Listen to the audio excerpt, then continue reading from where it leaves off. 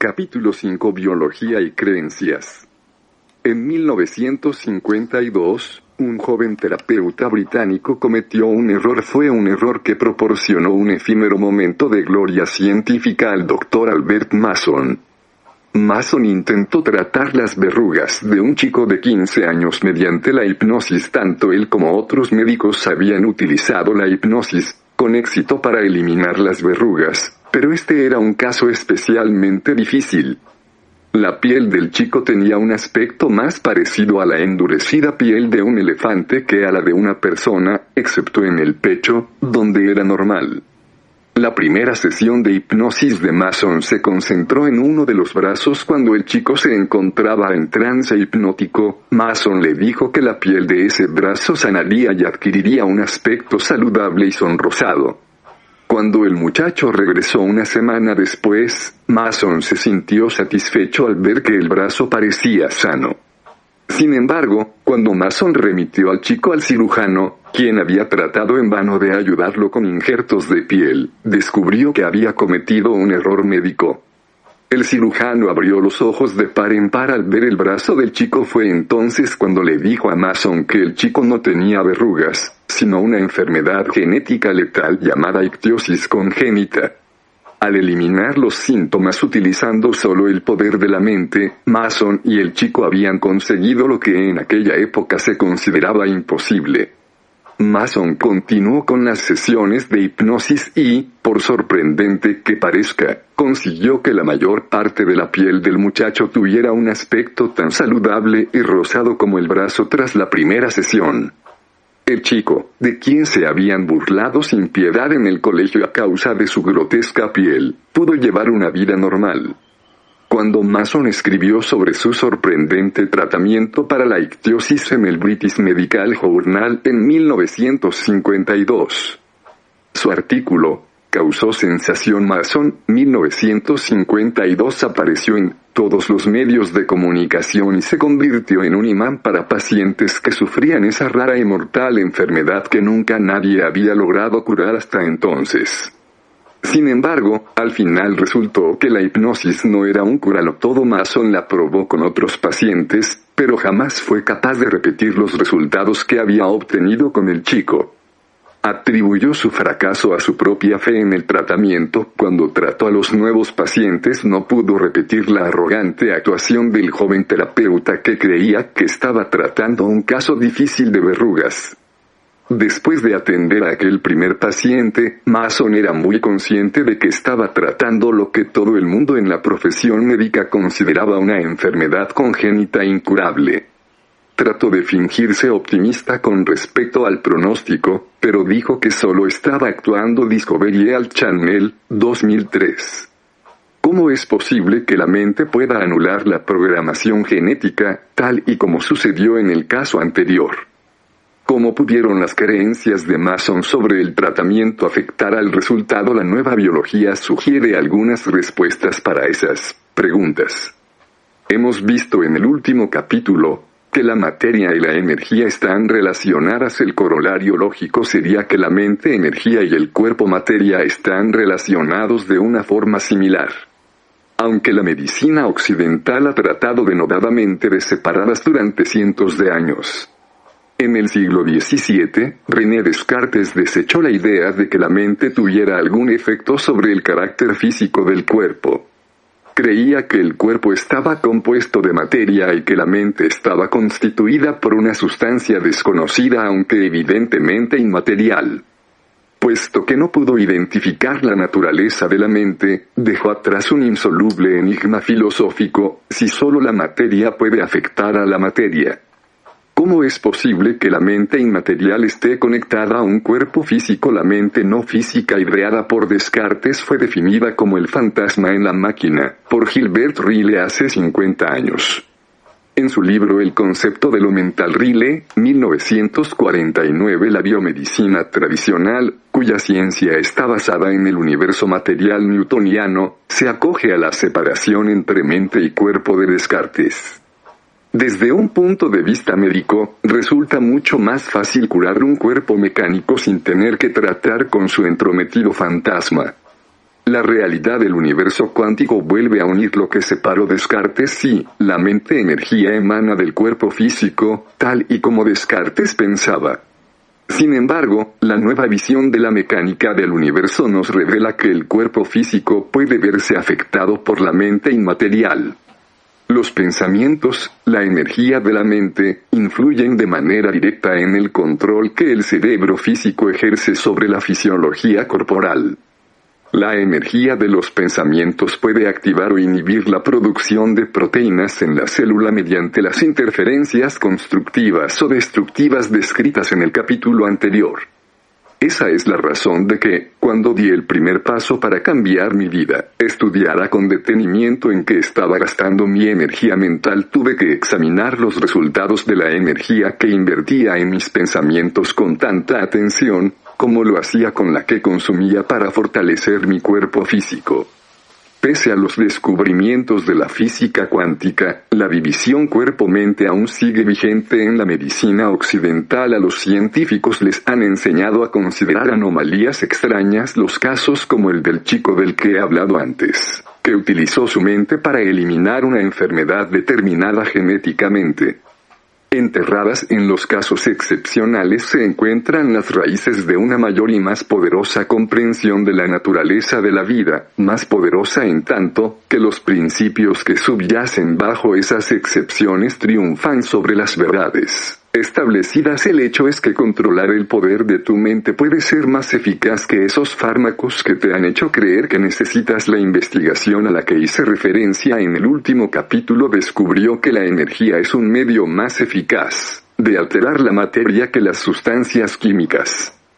Por desgracia, los científicos, en la mayor parte de los casos, rechazan las excepciones en lugar de aceptarlas. Mi ejemplo favorito de hasta qué punto la ciencia niega la existencia de la interconexión cuerpo-mente es un artículo que apareció en la revista Science en el siglo XIX. Lo escribió un científico alemán llamado Robert Koch, quien, junto con Pasteur, fundó la teoría germinal o teoría de los gérmenes. Esta teoría sostiene que las bacterias y los virus son la causa de las enfermedades. Hoy en día esta teoría está ampliamente aceptada, pero en la época de Koch resultó muy polémica. Uno de los críticos de Koch estaba tan convencido de que la teoría de los gérmenes era errónea que se tragó un vaso de agua que contenía Vibrio cholerae, la bacteria que Koch creía que causaba el cólera. Para el asombro de todos, el hombre no se vio afectado por el virulento agente patógeno. Science publicó un artículo en el año 2000 en el que describía este incidente. Por razones inexplicables, no manifestó síntomas, pero de todos modos estaba equivocado. Dirita 2000 El hombre sobrevivió y Science, reflejando la opinión unánime sobre la teoría de los gérmenes, tuvo la audacia de decir que su crítica era desacertada si se afirmaba que esta bacteria era la causante del cólera y el hombre demostró que no se veía afectado por los gérmenes. ¿Cómo es posible que estuviera equivocado? En lugar de intentar averiguar cómo se libró ese hombre de la horrible enfermedad, los científicos descartaron despreocupadamente esta y otras embarazosas excepciones confusas que echaban por tierra sus teorías. ¿Recuerdas el dogma que dice que los genes regulan la biología? Hay aquí otro ejemplo en el que los científicos, empecinados en establecer la validez de su verdad, ignoran las molestas excepciones. El problema es que no puede haber excepciones en una teoría. Las excepciones significan solo que una teoría no es del todo correcta. Un ejemplo actual de un hecho que desafía las creencias establecidas de la ciencia es la antigua práctica religiosa de caminar sobre ascuas. Hay mucha gente que se reúne cada día y pone a prueba los límites del pensamiento convencional. Caminando sobre lechos de ascuas se ha comprobado que la temperatura de la piedra y la duración de la exposición al fuego son suficientes para causar quemaduras importantes en los pies. Pero los miles de participantes superan el proceso completamente ilesos antes de que te lances a la conclusión de que las ascuas no están en realidad tan calientes. Piensa en el número de participantes que vacilan en sus creencias y se abrazan mientras caminan sobre ese mismo lecho de ascuas. De forma similar, La ciencia se muestra ambigua a la hora de afirmar que el virus VIH es el causante del SIDA. No tiene ni la menor idea de por qué un gran número de individuos que sufren la infección durante décadas no manifiestan la enfermedad más desconcertante. Aún es el número de pacientes con cáncer terminal que han recuperado sus vidas tras una remisión espontánea, puesto que dichas remisiones están fuera de los límites de las teorías convencionales. La ciencia ignora por completo el hecho de que han tenido lugar las remisiones espontáneas. Se consideran excepciones inexplicables a las verdades establecidas o, sencillamente, diagnósticos erróneos. Cuando el pensamiento positivo va mal.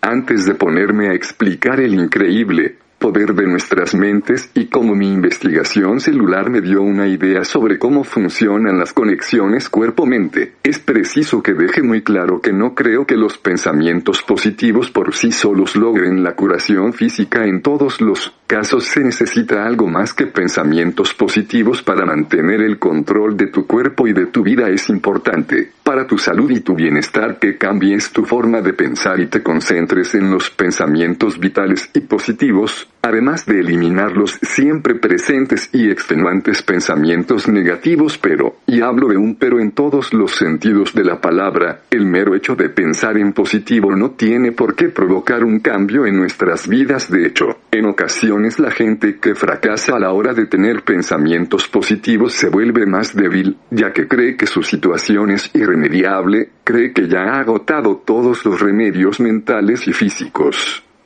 Lo que estos desertores del pensamiento positivo no han comprendido es que esas partes de la mente en apariencia separadas, la parte consciente y la parte subconsciente, son independientes.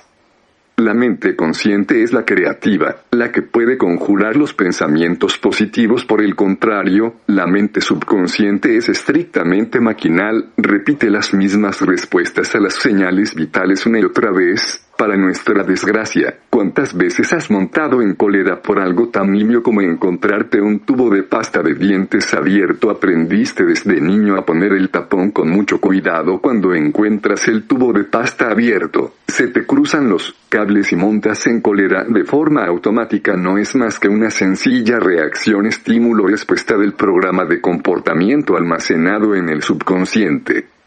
En lo que se refiere a la capacidad de procesamiento neuronal, la mente subconsciente es millones de veces más poderosa que la consciente si los deseos de esta entran en conflicto con la programación del subconsciente. ¿Cuál de las dos crees que ganará? Puedes repetir una y otra vez la afirmación positiva de que eres encantador o que tu cáncer remitirá, pero si de niño escuchaste una y otra vez que no sirves para nada y que estás enfermo, esos mensajes programados en el subconsciente socavarán tus mejores esfuerzos conscientes por cambiar tu vida. ¿Recuerdas lo rápido que abandonaste la firme decisión que tomaste en Año Nuevo de comer menos cuando el aroma del pavo asado llegó hasta tu nariz? Podremos aprender más de los orígenes del autosabotaje de la programación subconsciente en el capítulo 7, que trata sobre cómo ser un padre consciente y sobre cómo reescribir esa programación con rapidez. Pero por el momento, quiero que te des cuenta de que hay esperanza incluso para aquellos de vosotros que utilicéis los pensamientos positivos y fracaséis. El poder de la mente sobre el cuerpo. Repasemos lo que sabemos sobre las células. Hemos aprendido en capítulos anteriores que las funciones celulares derivan directamente del cambio en sus engranajes proteicos. El movimiento generado por los grupos de proteínas es el causante de las funciones fisiológicas que posibilitan la vida. A pesar de que las proteínas son el soporte físico estructural, se necesitan señales complementarias del entorno para desencadenar su movimiento. La interfase entre las señales ambientales y las proteínas citoplasmáticas que producen la respuesta es la membrana celular. La membrana recibe estímulos y desencadena las respuestas vitales apropiadas. Así pues, la membrana celular actúa como el cerebro de la célula. Las proteínas integrales de membrana PIM, tanto las receptoras como las efectoras, son las subunidades físicas fundamentales de la mecánica inteligente del cerebro celular según su definición funcional. Estos complejos proteicos son conmutadores perceptivos que vinculan la recepción extracelular de estímulos con la activación de los ciclos proteicos que generan una respuesta. Las células responden por lo general a un variado grupo de percepciones básicas de lo que ocurre en el mundo. Dichas percepciones incluyen las cantidades de potasio, sodio, calcio, oxígeno, glucosa, histamina, estrógenos, luz o cualquier otro estímulo presente en las proximidades de la célula, las interacciones simultáneas de las decenas de miles de movimientos reflejos proteicos que se producen en la membrana, cada uno de ellos en respuesta a la interpretación de una única señal ambiental, originan en su conjunto el complejo comportamiento de una célula viva. Durante los primeros 3.000 millones de años de vida en este planeta, la biosfera consistía en células individuales como las bacterias, las algas y los protozoos. A pesar de que tradicionalmente hemos considerado dichas formas de vida como individuos solitarios, ahora sabemos que, cuando se liberan en el medio, las moléculas señal utilizadas por esas células individuales para regular sus funciones fisiológicas también influyen en el comportamiento de otros organismos. La secreción de moléculas señal al medio incrementa la supervivencia de los organismos unicelulares, ya que les da la oportunidad de vivir como comunidades primitivas. Las amebas unicelulares Dictyostelium discoideum son un ejemplo de cómo las señales moleculares llevan a la formación de una comunidad. Estas amebas viven su solitaria existencia en el suelo buscando comida. Cuando el alimento disponible en el medio se agota, las células sintetizan un exceso de un producto biológico metabólico llamado AMP cíclico AMP, la mayor parte del cual se libera en el medio extracelular. La concentración de AMP liberado aumenta en el ambiente cuando otras amebas también pasan hambre. Cuando las señales de AMP-C secretadas se unen a receptores de AMP-C de las membranas de otras amebas, se activa una respuesta de hacinamiento y las amebas se agrupan para adoptar la forma de una babosa multicelular. La comunidad babosa es la fase reproductiva de la Dictyostelium discoideum. Durante el periodo de hambruna, la comunidad de células adultas comparte su ADN y da lugar a una nueva generación de descendientes. Las nuevas amebas hibernan en forma de esporas inactivas. Cuando hay más alimento disponible, las moléculas nutricias actúan como señal y rompen el periodo de hibernación, despertando a una nueva población de células individuales que llevará a cabo un nuevo ciclo. El punto clave es que los organismos individuales viven en comunidad cuando comparten su conciencia y coordinan su comportamiento mediante la liberación de moléculas señal al ambiente. El AMP cíclico fue una de las primeras formas evolutivas de señales secretadas para controlar el comportamiento celular. En su día se creyó que las principales señales para la regulación de las comunidades celulares de nuestro organismo, como, por ejemplo, las hormonas, los neuropéptidos, las citocinas y los factores de crecimiento, surgieron con la aparición de las formas complejas de vida multicelular. No obstante, estudios recientes han revelado que los primitivos organismos unicelulares ya utilizaban las moléculas señal humanas en las primeras etapas de la evolución. A lo largo del periodo evolutivo, las células han aumentado el número de pin de su membrana todo lo posible con el fin de adquirir un mayor grado de percepción e incrementar así sus posibilidades de supervivencia. Las células comenzaron a agruparse, primero en simples colonias y más tarde en comunidades celulares altamente especializadas. Como ya he descrito con anterioridad, las funciones fisiológicas de los organismos multicelulares se distribuyen entre las comunidades de células especializadas que forman los tejidos y los órganos corporales en las comunidades multicelulares. El procesamiento inteligente de la membrana celular es llevado a cabo por las células especializadas de los sistemas nervioso e inmunológico. Fue tan solo hace 700 millones de años, un periodo reciente si se tiene en cuenta la larga vida de este planeta, cuando las células descubrieron las ventajas de agruparse en comunidades multicelulares. Organizaciones que hoy reconocemos como animales y plantas. Estas nuevas y evolucionadas comunidades utilizaban las mismas moléculas señal coordinadoras que los organismos unicelulares aislados mediante un estricto control de la liberación y distribución de dichas moléculas señal. Las comunidades celulares pudieron coordinar sus funciones y actuar como un único ser vivo. En los organismos multicelulares más primitivos, los que carecen de un sistema nervioso especializado, el flujo de estas moléculas señal entre la comunidad proporciona una mente elemental, constituida por la información coordinadora que comparte cada célula en dichos organismos. Cada célula se encarga por sí sola de captar la información del medio y de ajustar su comportamiento. No obstante, cuando las células se unen en una comunidad, debe establecerse una nueva política en las comunidades. Las células no pueden actuar como agentes independientes que hacen lo que quieren. El término comunidad implica que todos y cada uno de los miembros se comprometen a llevar a cabo un plan de acción común. En los animales multicelulares, las células individuales perciben el entorno local de su propia piel, pero es posible que no tengan ni idea de lo que ocurre en entornos más alejados, en especial de lo que ocurre en el entorno del organismo propiamente dicho, como podría una célula hepática, que solo responde a los estímulos de su entorno en el interior del hígado, elaborar una respuesta informada con respecto a las intenciones del atracador que aparece en tu calle, en tu medio. Los controles complejos del comportamiento necesarios para asegurar la supervivencia están incorporados en el sistema centralizado de procesamiento de la información.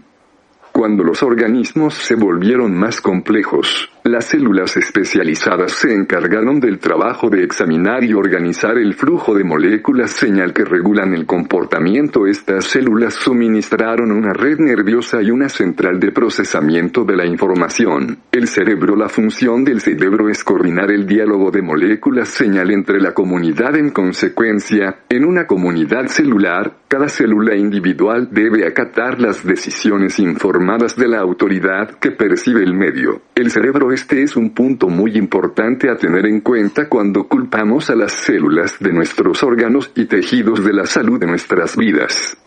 Emociones, sentir el lenguaje de las células.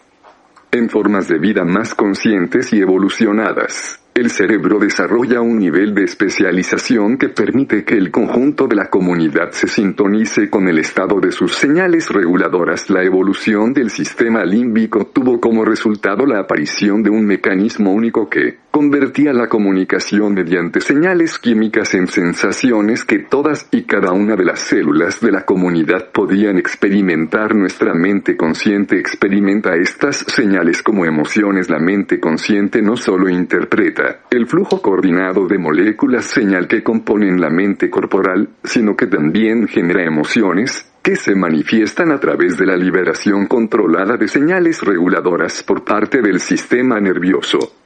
Al tiempo que yo estudiaba la mecánica del cerebro celular y aprendía nuevas cosas sobre el funcionamiento del cerebro humano, Candace Pert estudiaba el cerebro humano y descubría los mecanismos del cerebro celular en su libro Molecules of Emotion. Pert revela cómo su estudio sobre los receptores que procesan la información en las membranas de las células nerviosas le llevó a descubrir que los mismos receptores neurales estaban presentes en la mayoría, sino en todas, las células del cuerpo. Sus elegantes experimentos establecieron que la mente no estaba localizada en la cabeza, sino distribuida a lo largo y ancho del cuerpo en forma de moléculas señal. Y casi más importante, su trabajo recalcó que las emociones no solo derivaban de una respuesta corporal a la información del ambiente.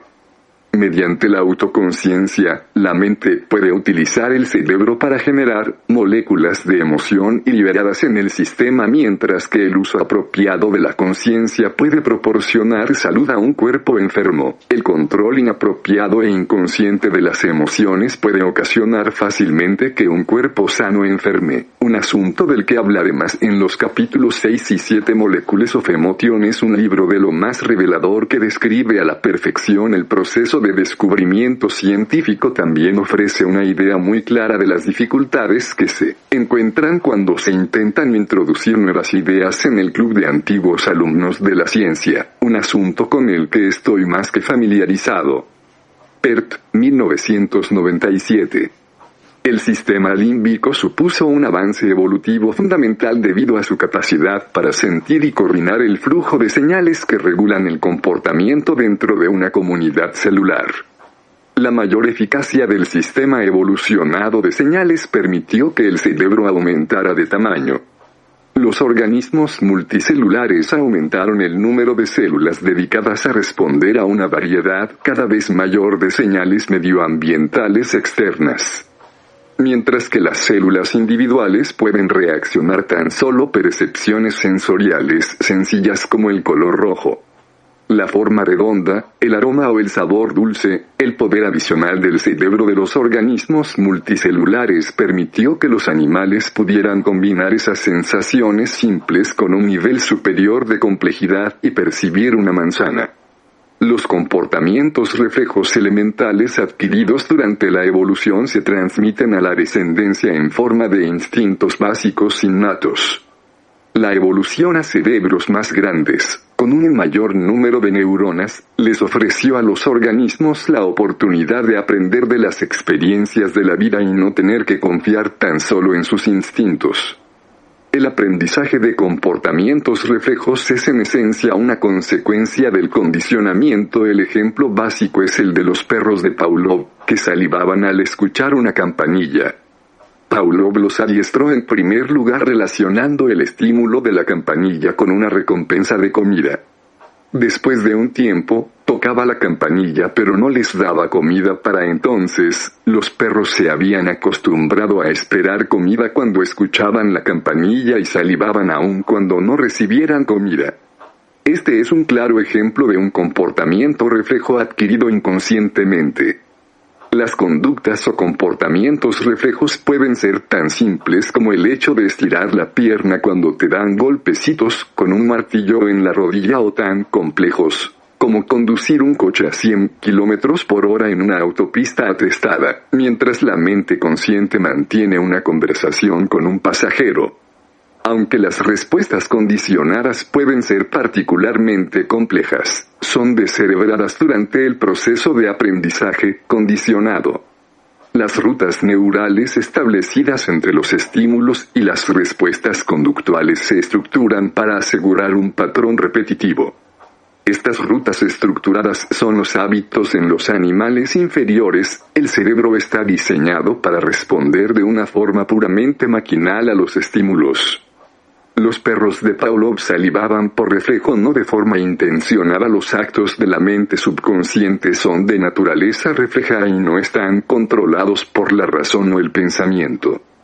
Desde el punto de vista físico, esta mente está asociada con las actividades de todas las estructuras cerebrales presentes en los animales que no han adquirido conciencia de sí mismos durante la evolución. Los humanos y cierto número de mamíferos superiores han desarrollado una región especializada del cerebro asociada con el pensamiento, la planificación y la toma de decisiones llamada corteza prefrontal. Esta región del cerebro anterior es en apariencia el asiento del procesamiento mental de la autoconciencia. La mente autoconsciente es también autorrefleja, es un órgano sensorial de evolución reciente que observa nuestros comportamientos y emociones. La mente autoconsciente también tiene acceso a la mayor parte de los datos almacenados en nuestro banco de memoria a largo plazo. Este es un rasgo importantísimo, ya que nos permite considerar la historia de nuestra vida cuando planeamos nuestro futuro de forma consciente. Con esta habilidad de ser autorrefleja, la mente autoconsciente es extremadamente poderosa, puede observar y programar nuestros comportamientos, evaluados y decidir cambiar la programación de forma deliberada. Podemos decidir cómo reaccionar a la mayor parte de las señales del entorno, incluso si queremos reaccionar o no. La capacidad de la mente consciente de obviar la programación del subconsciente es la base del libre albedrío.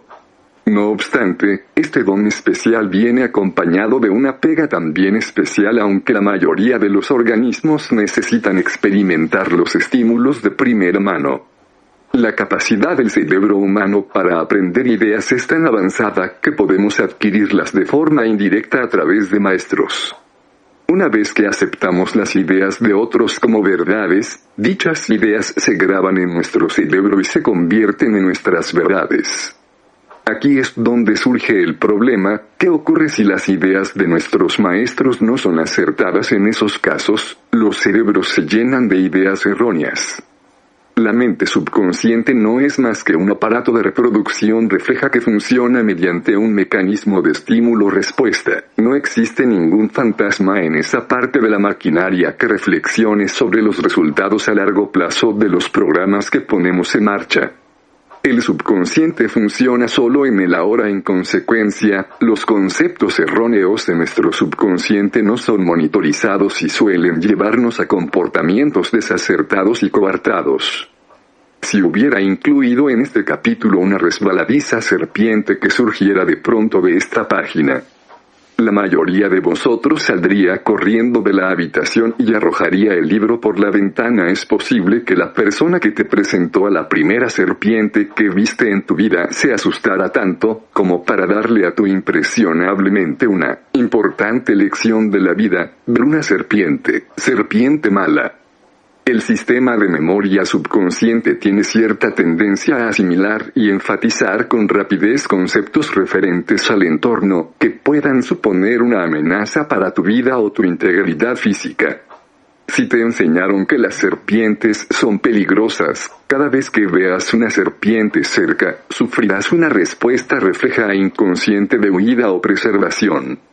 Sin embargo, ¿qué ocurriría si un herpetólogo estuviera leyendo este libro y apareciera de pronto una serpiente? Estoy seguro de que los herpetólogos no solo se sentirían intrigados por la serpiente, sino también entusiasmados por el regalito adicional incluido en el libro. O, al menos, se entusiasmarían una vez que averiguaran que la serpiente del libro es inofensiva. Entonces la cogerían y la observarían con deleite. Creerían que tu respuesta refleja es irracional, ya que no todas las serpientes son peligrosas. Más aún, les entristecería el hecho de que tantas personas se vean privadas del placer de estudiar a tan interesantes criaturas. La misma serpiente, el mismo estímulo y, sin embargo, respuestas completamente diferentes. Nuestras respuestas a los estímulos del ambiente están en efecto controladas por las percepciones o ideas. Pero no todos nuestros conceptos son acertados. No todas las serpientes son peligrosas. Sí, los conceptos controlan la biología, pero, como ya hemos visto, estos conceptos pueden ser ciertos o falsos. Así pues, deberíamos ser más precisos al referirnos a estas ideas como creencias. Las creencias sí controlan la biología. Medita sobre el significado de esta afirmación. Tenemos la capacidad de evaluar de forma consciente nuestras respuestas a los estímulos medioambientales y de cambiar antiguas reacciones siempre que lo deseemos. Una vez que nos hayamos enfrentado a la poderosa mente subconsciente, algo de lo que hablaré profundamente en el capítulo 7, no estamos limitados por nuestros genes ni por nuestros comportamientos contraproducentes. Como la mente controla el cuerpo. Mi idea de que las creencias controlan la biología está basada en los estudios que he realizado sobre células endoteliales donadas, las células que forman la pared de los vasos sanguíneos. Las células endoteliales del medio de cultivo examinaban su entorno con detenimiento y cambiaban su comportamiento en función de la información que recaban del ambiente. Cuando les suministraba nutrientes, las células se movían hacia esos nutrientes con el equivalente celular de unos brazos abiertos. Cuando las introducía en un ambiente tóxico, las células del cultivo se alejaban de los estímulos en un intento por protegerse de los agentes nocivos. Mi investigación se centraba en los receptores de membrana que controlan el paso de un comportamiento a otro. El complejo que estudié en un principio tenía una proteína de membrana que reaccionaba a la histamina, una molécula que el organismo utiliza como sistema local de alarma. Descubrí que había dos tipos de complejos, H1 y H2, que respondían a la misma molécula de histamina. Cuando se activaban, los complejos con receptores H1 desencadenaban una respuesta de protección, el tipo de comportamiento mostrado por las células con medios de cultivo tóxicos. Los complejos que contenían receptores H2 desencadenaban una respuesta de crecimiento o desarrollo ante la presencia de histamina, similar al comportamiento de las células en presencia de nutrientes. Más tarde descubrí que la molécula que desencadena una respuesta de alerta general en el organismo, la adrenalina, también tenía dos complejos de receptores diferentes, llamados alfa y beta. Los receptores de adrenalina desencadenan exactamente los mismos comportamientos celulares que la histamina. Cuando el receptor alfa adrenérgico forma parte de un complejo de PIM, desencadena una respuesta de protección en presencia de adrenalina cuando es el receptor beta adrenérgico el que forma parte del complejo. La misma molécula de adrenalina desencadena una respuesta de crecimiento o desarrollo. Lipton, et al. 1992. Todo esto resultaba muy interesante, pero el descubrimiento más excitante tuvo lugar cuando añadí adrenalina e histamina a la vez a mi cultivo celular. Descubrí que las moléculas de adrenalina, que son liberadas por el sistema nervioso central, anulaban a las de histamina, que se producen a nivel local. Aquí es donde la política de la comunidad que describí con anterioridad entra en juego. Imagina que trabajas en un banco. El director de la sucursal te da una orden, el presidente de la empresa aparece y te da una orden contraria. ¿A quién de los dos obedecerías si quieres conservar tu empleo? Obedecerías al presidente de la empresa. Nuestro sistema biológico sigue un sistema de prioridades similar que requiere que las células sigan las instrucciones del jefazo. El sistema nervioso, aun cuando sus órdenes entren en conflicto con los estímulos locales. Me sentí entusiasmado ante semejante descubrimiento porque creí que revelaban, si bien a nivel unicelular, una verdad que también valía para los organismos multicelulares, que la mente actuando mediante la adrenalina liberada por el sistema nervioso central, por ejemplo, domina el cuerpo que actúa en respuesta a estímulos locales, como la histamina. Quise explicar las implicaciones de mis experimentos por escrito, pero a mis colegas casi les dio un infarto ante la idea de incluir la conexión entre mente y cuerpo en un texto sobre biología celular. Así pues, hice un críptico comentario sobre el significado del estudio, pero no pude decir cuál era ese significado. Mis compañeros no querían que incluyera las conclusiones de mi investigación porque la mente no es un concepto biológico aceptado. Los científicos biológicos son newtonianos hasta la médula. Si no hay materia, no existe. La mente es una energía no localizada y, por tanto, no tiene relevancia para la biología materialista. Por desgracia, esa idea es una creencia que ha demostrado ser manifiestamente errónea en el universo cuántico. Placebos, el efecto de creer. Todos los estudiantes de medicina saben, al menos durante un tiempo, que la mente puede afectar al cuerpo. Saben que algunas personas mejoran cuando creen de forma equivocada que están recibiendo un tratamiento médico. Cuando los pacientes mejoran tras recibir una pastilla de azúcar, la medicina lo define como efecto placebo. Mi amigo Rob Williams, creador del SCH-KTM, un sistema de tratamiento fisiológico basado en la energía, sugiere que sería más apropiado denominado efecto ideológico. Yo lo llamo efecto de las creencias para recalcar el hecho de que nuestras ideas y percepciones, sean acertadas o no, tienen su efecto en nuestro cuerpo y en nuestro comportamiento. Celebro que exista el efecto de las creencias, ya que es un testimonio extraordinario de la capacidad de sanación de la unión cuerpo-mente. No obstante, la medicina tradicional relaciona ese efecto placebo de todo está en la mente con curanderos. En el peor de los casos, y con pacientes débiles y sugestionables en el mejor, las facultades médicas le han restado rápidamente importancia al efecto placebo a fin de que los estudiantes utilicen las verdaderas herramientas de la medicina moderna, como los fármacos y la cirugía. Craso error. El efecto placebo debería ser un tema de estudio principal en todas las facultades de medicina. Creo que la educación médica debería formar doctores que reconocieran el poder de nuestros recursos interiores. Los médicos no deberían descartar el poder de la mente como algo inferior al poder de las sustancias químicas y el escalpelo. Deberían desechar la convicción de que el cuerpo y sus componentes son estúpidos y de que necesitamos una intervención externa para conservar la salud. La investigación del efecto placebo debería recibir importantes subvenciones si los investigadores médicos llegaran a averiguar cómo hacer uso del efecto placebo. Los doctores dispondrían de una herramienta basada en la energía y sin efectos secundarios para tratar una enfermedad. Los sanadores energéticos dicen que ya poseen dichas herramientas, pero yo soy un científico y creo que cuanto más descubra la ciencia sobre el placebo, más oportunidades tendremos de utilizarlo en las instalaciones clínicas. Creo que la razón de que la mente haya sido tan tajantemente descartada en medicina es el resultado no solo de su pensamiento dogmático, sino también de las consideraciones económicas. Y el poder de la mente puede curar las enfermedades del cuerpo, porque íbamos a ir al médico.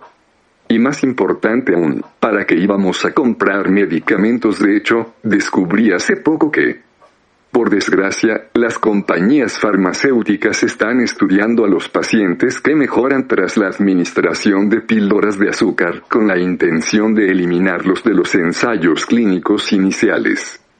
Como era de esperar, a la gran industria farmacéutica le molesta que en la mayoría de sus ensayos clínicos con placebos, los fármacos falsos demuestren ser tan efectivos como sus combinados químicos diseñados por ingenieros Greenberg, 2003.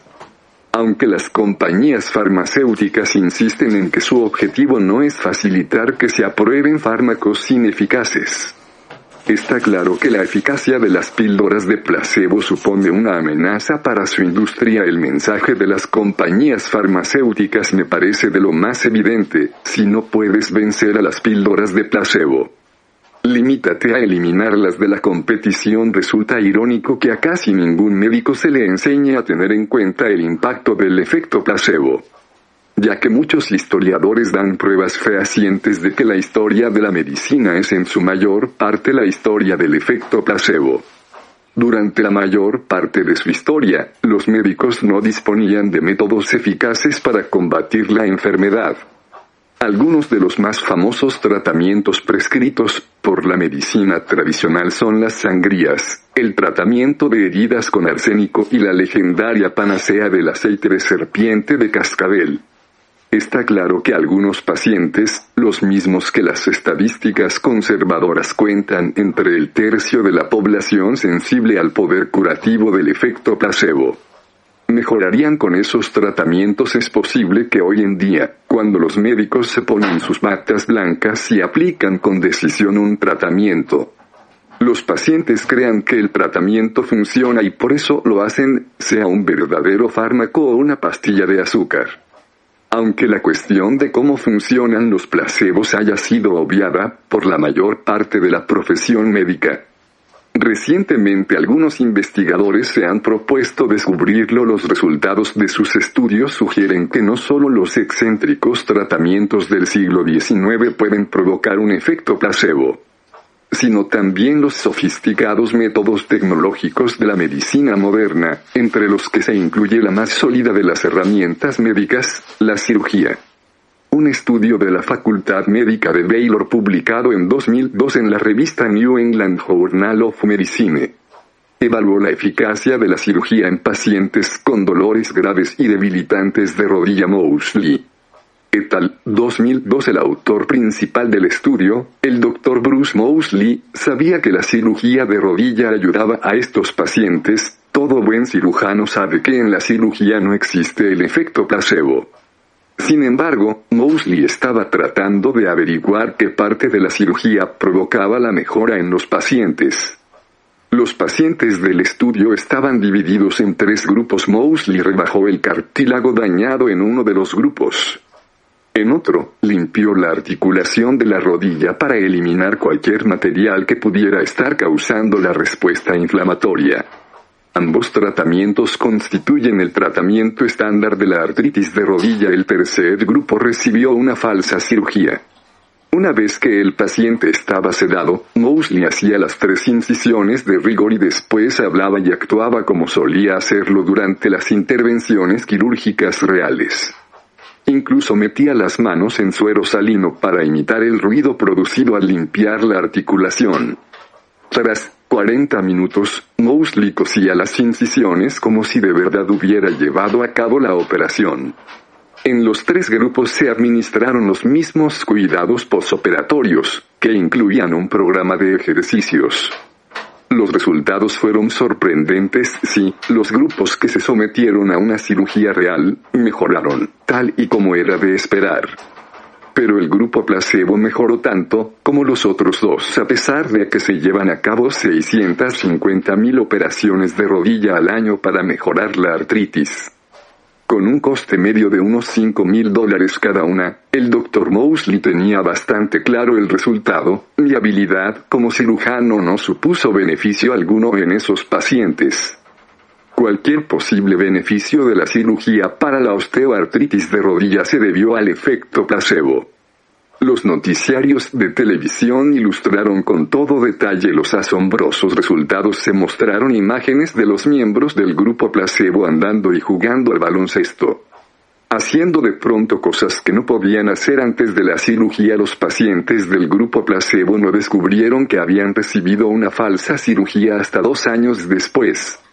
Uno de los miembros del grupo placebo, Tim Pérez, que caminaba con la ayuda de un bastón antes de la operación, juega al baloncesto con sus nietos en la actualidad.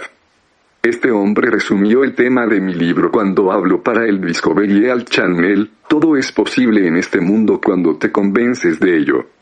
Sé que la mente puede obrar milagros. Diferentes estudios han demostrado que el efecto placebo puede ser de lo más útil en el tratamiento de otras enfermedades, entre las que se incluyen el asma y la enfermedad de Parkinson. Los placebos son verdaderas estrellas en el tratamiento de la depresión. Tanto es así que el psiquiatra Walter Brown, de la Escuela Universitaria de Medicina de Brown, ha llegado a proponer que los placebos sean el tratamiento principal de los pacientes con casos de depresión leve o moderada. Brown, 1998. Se informaría a los pacientes de que están tomando un remedio sin principios activos, pero eso no debería disminuir la eficacia de las pastillas. Los estudios sugieren que incluso en los casos en los que los pacientes saben que no están tomando un fármaco, las pastillas de placebo siguen funcionando. Uno de los indicios de la eficacia de los placebos aparece en un informe del Departamento de Salud y Servicios Humanos de Estados Unidos. El informe revela que la mitad de los pacientes con depresión grave que toman fármacos mejora, frente al 32% de los que toman placebo. Organ, 1999. Incluso esas impresionantes cifras pueden infravalorar el poder del efecto placebo, ya que muchos de los participantes en el estudio averiguaron que estaban tomando el fármaco auténtico porque experimentaron efectos secundarios que no sufrían los que tomaban el placebo. Una vez que esos pacientes se dan cuenta de que están tomando el medicamento, es decir, una vez que comienzan a creer que toman el verdadero fármaco, se vuelven especialmente susceptibles al efecto placebo. Dada la eficacia del placebo, no es de extrañar que la industria de los antidepresivos, que gana alrededor de $8.200 millones al año, sufra el ataque de los críticos que afirman que las compañías farmacéuticas exageran la eficacia de sus comprimidos. En 2002, en un artículo de la revista Prevention y Treatment de la Asociación Psicológica Norteamericana titulado Las nuevas drogas del emperador, el profesor de psicología de la Universidad de Connecticut, Irving Kirschke, reveló que el 80% de los efectos de los antidepresivos descubiertos en los ensayos clínicos podían atribuirse al efecto placebo. Kirschke, et al. 2002. Kirschke se vio obligado a recurrir a la Ley de Libertad de Información en 2001 para reunir información sobre los ensayos clínicos de los principales antidepresivos, ya que estos datos no estaban disponibles en el departamento correspondiente del Departamento de Salud y Recursos Humanos. Los datos revelaban que en más de la mitad de los ensayos clínicos de los 6 antidepresivos principales, Los fármacos no obtenían mejores resultados que las píldoras de placebo fabricadas con azúcar, y Kirsch resaltó en una entrevista en el Discovery Channel que la diferencia entre la respuesta a los fármacos y la del placebo era de menos de 2 puntos de media en la escala clínica que va desde los 50 a los 60 puntos. Eso es una diferencia muy pequeña, es una diferencia clínicamente irrelevante. Otro hecho interesante sobre la efectividad de los antidepresivos es que han mejorado su eficacia en los ensayos clínicos con el paso de los años, lo que sugiere que el efecto placebo es debido en parte a una avispada publicidad. Cuanto más se proclama en los medios el milagroso efecto de los antidepresivos, más eficaces se vuelven. Las creencias son contagiosas. Vivimos en una cultura en la que la gente cree que los antidepresivos funcionan, así que lo hacen. Una diseñadora de interiores de California, Hanny Sonfeld, que tomó parte en un ensayo clínico para demostrar la eficacia de Effexor en 1997. Se quedó tan asombrada como Pérez al descubrir que había estado tomando un placebo. Las píldoras no solo le habían mejorado la depresión que padecía desde hacía casi 40 años, sino que el escáner que le hicieron durante el estudio reveló que la actividad de su corteza prefrontal había aumentado de forma considerable. Leuchter et al. 2002. Su mejora no era en absoluto algo que estuviera solo en su mente. Cuando la mente cambia, afecta por completo a tu biología. Sonfeld también experimentó náuseas, un efecto secundario frecuente cuando se toma Effexor. Ella es una de esos típicos pacientes que mejoran con el tratamiento placebo y después descubren que no estaban tomando el fármaco. Estaba convencida de que los médicos habían cometido un error en el etiquetado, porque sabía que estaba tomando el fármaco. Insistió en que los investigadores volvieran a comprobar sus informes para estar absolutamente seguros de que no estaba tomando el medicamento. Nocebos, el poder de los pensamientos negativos. A pesar de que muchos de los miembros de la profesión médica son conscientes de la existencia del efecto placebo, muy pocos han considerado sus posibles implicaciones en la autocuración. Si los pensamientos positivos pueden sacarte de la depresión y curar una rodilla enferma, piensa en lo que los pensamientos negativos pueden hacerle a tu vida. Cuando la mente mejora la salud mediante la sugestión positiva, se le denomina efecto placebo. Por el contrario, cuando esa misma mente está llena de pensamientos negativos que pueden deteriorar la salud, los efectos negativos producidos se conocen como efecto nocebo. En medicina, el efecto nocebo puede ser tan poderoso como el efecto placebo, algo que deberías tener muy en cuenta cada vez que entres en la consulta de un médico. Los terapeutas pueden enviar mensajes desesperanzadores a sus pacientes con sus palabras o sus gestos, mensajes que, en mi opinión, son de lo más inconvenientes. Albert Mason, por ejemplo, cree que su incapacidad para transmitir optimismo a sus pacientes entorpeció sus esfuerzos para curarles la ictiosis. Otro ejemplo sería el poder potencial de la frase: le quedan 6 meses de vida. Si optas por creer el pronóstico del médico, es muy probable que no te quede mucho más tiempo en este planeta. He citado en este capítulo el programa del Discovery Channel en el año 2003 titulado Placebo, la mente sobre la medicina, porque es un buen compendio de algunos de los casos médicos más interesantes. Una de las secciones más conmovedoras fue la historia de un terapeuta de Nashville, Clifton Meador, que llevaba reflexionando sobre el poder potencial del efecto nocebo durante 30 años. En 1974, Meador tuvo un paciente, Sam Londe, un vendedor de zapatos jubilado que padecía cáncer de esófago, enfermedad que por aquel entonces se consideraba letal. A Londe le trataron ese cáncer, pero todo el mundo de la comunidad médica sabía que el cáncer de esófago recidivaría. Así pues, no les sorprendió que Londe muriera unas semanas después del diagnóstico. La sorpresa llegó tras la muerte de Londe, cuando la autopsia encontró escasos signos de cáncer, desde luego no los suficientes como para matarlo. Tenía un par de manchas en el hígado y otra en el pulmón, pero no había rastro del cáncer esofágico que todos creían que lo había matado. Meador dijo en el Discovery Channel: murió con cáncer, pero no de cáncer.